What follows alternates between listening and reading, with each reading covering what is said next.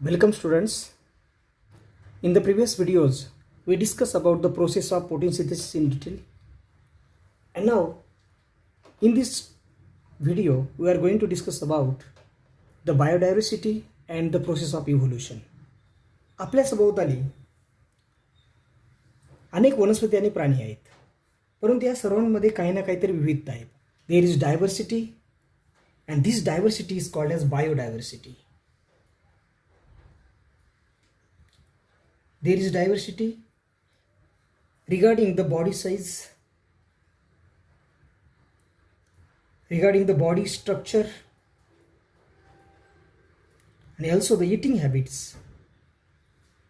Eating habits of most of the organisms are different, and also methods of reproduction. In case of animals, there are about crores of species of animals ranging from unicellular amoeba to huge blue whale.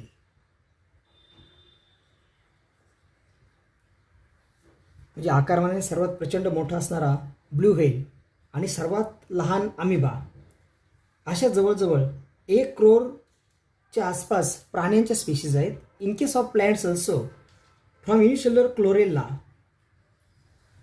to huge banyan tree or oak tree, there are about crore species of plants. म्हणजे ही सगळी जी diversity आहे आणि या सगळ्यांमध्ये विविधता आहे, याचाच अर्थ biodiversity is the evidence of evolution. म्हणजे याचाच अर्थ असा होतो की बायोडायव्हर्सिटी जो आहे हा इव्हिडन्स आहे, हा एक पुरावा आहे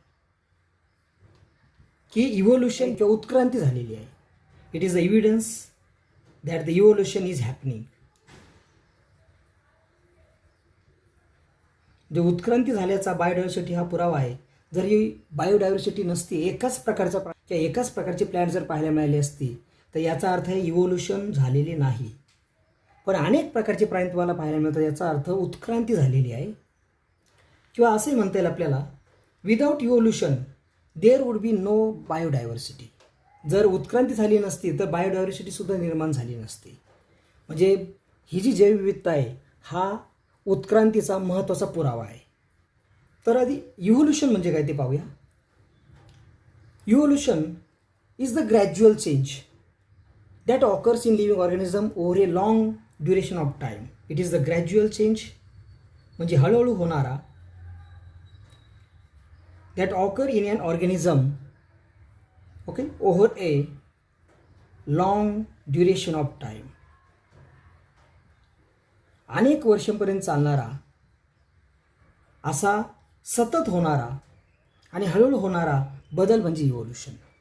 आणि याच इव्होल्युशनमुळे नवीन स्पेशीज तयार होतात. आधीच्या प्राण्यांपासून किंवा आधीच्या वनस्पतींपासून नवीन वनस्पती अस्तित्वात येतात. याच प्रक्रियेला इव्होल्युशन म्हटलं जातं. आणि इव्होल्युशन या प्रोसेसद्वारे एकाच प्रकारच्या सजीवापासून अनेक प्रकारचे वेगवेगळ्या विविध आकाराचे सजीव निर्माण झाले. आपण इव्होल्युशनची definition, it is the process of formation of new species.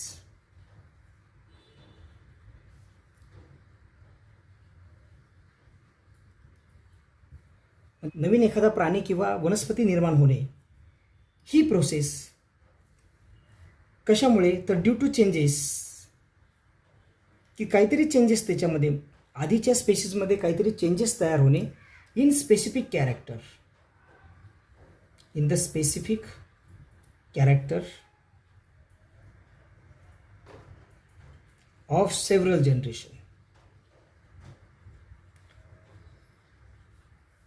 Generations of any organism is called as evolution. म्हणजे नवीन एखादी स्पेसीस तयार होणे कशामुळे, तर changes in the specific character. काही विशिष्ट कॅरेक्टरमध्ये, मूळच्या जातीच्या सजीवांमध्ये काही विशिष्ट अवयवांमध्ये बदल होतात आणि हे बदल सेव्हरल जनरेशनपर्यंत म्हणजे अनेक जनरेशनपर्यंत टिकून राहतात आणि याच्यातून नवीन स्पेशीज तयार होणे म्हणजे इव्होल्युशन. उत्क्रांती कशी झाली, तर साधारणपणे अबाउट 3.5 बिलियन इयर्स ॲगो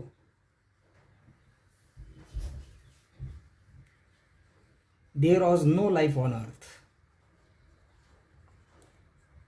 अर्थवरती कोणत्याही प्रकारे जीवन नव्हतं, कोणत्याही प्रकारे सजीव नव्हता.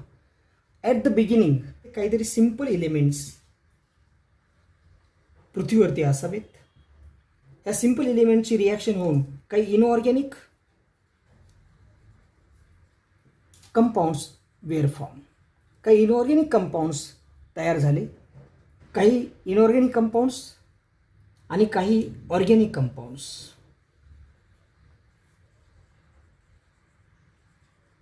कार्बन डायऑक्साईड और H2O, these are the simple organic compounds or ammonia.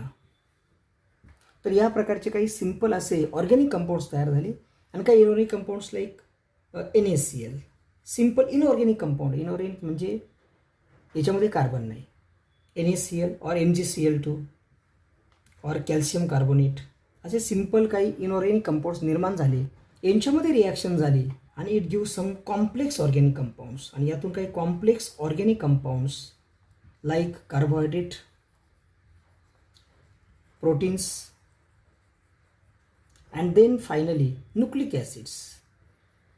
आणि अतिशय कॉम्प्लेक्स असणारे न्यूक्लिक ॲसिड्स निर्माण झाले over a long period of time.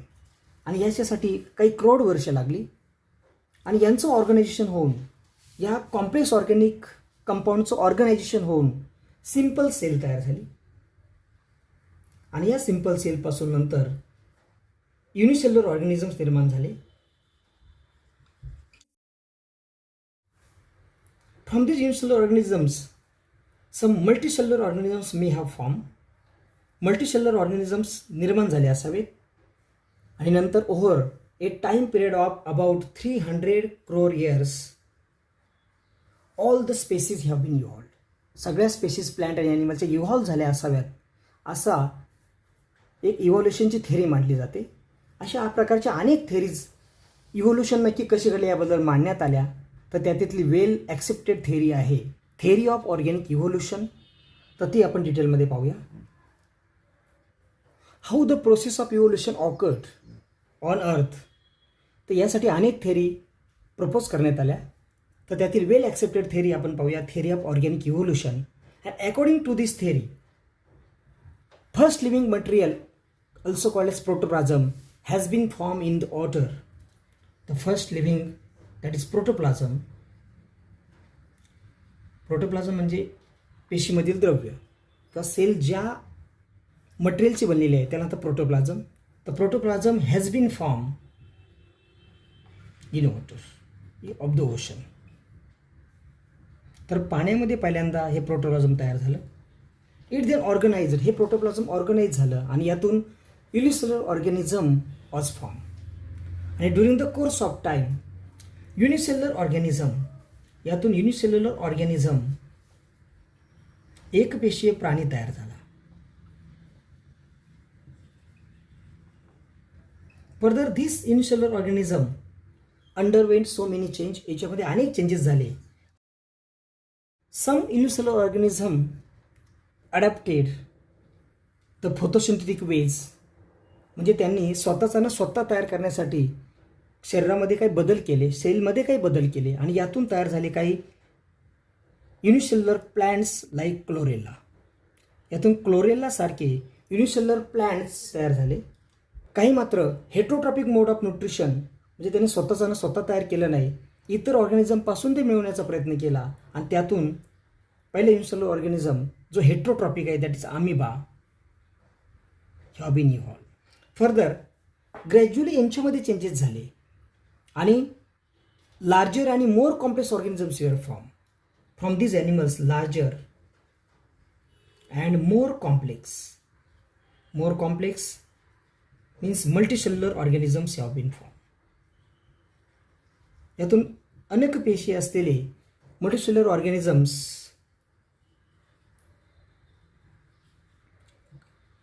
Wear form, तर ते निर्माण झाले. आणि these changes were very slow and gradual. मात्र हे changes very slow and gradual. हे जे बदल असतात हे नेहमी स्लो आणि ग्रॅज्युअल म्हणजे क्रमागत पुढच्या दिशेने जाणारे. आणि these changes, the changes and development, हे जे चेंजेस ऑर्गॅनिझममध्ये होत गेले आणि त्यांची डेव्हलपमेंट होत गेली, the changes and development had been all around, ही सगळी ऑल अराउंड होती. अँड मल्टी डायमेन्शनल, म्हणजे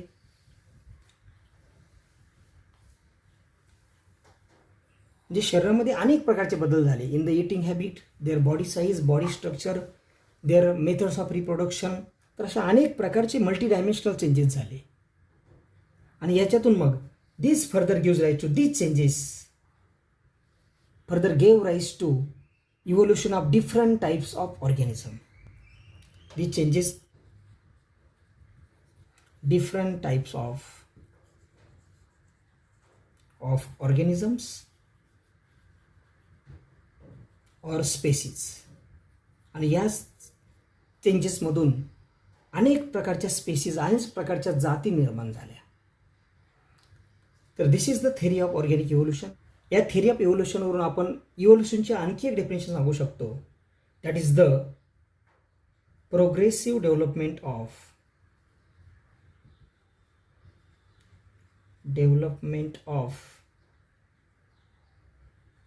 plants and animals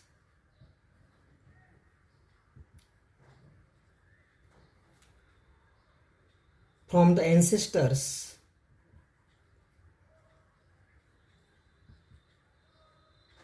having different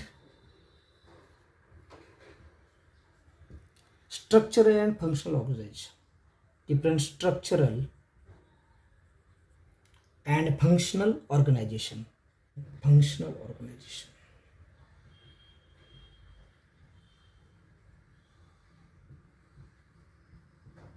definition समजावून घेऊया. म्हणजे डिफरंट स्ट्रक्चर असणाऱ्या पूर्वजांपासून, की ज्यांचं बॉडी स्ट्रक्चर डिफरंट आहे, बॉडीमधल्या अवयवांचं फंक्शन डिफरंट आहे, अशा प्रकारच्या पूर्वजांपासून प्लॅन्ट्स आणि ॲनिमलची क्रमागत उत्पत्ती होणे, याच क्रियेला म्हणतात इव्होल्युशन. पुढे आपण पाहूया, that is the some evidences that support the theory of evolution. इव्होल्युशनच्या थेरीला सपोर्ट देणारे काही पुरावे आपण पाहूया.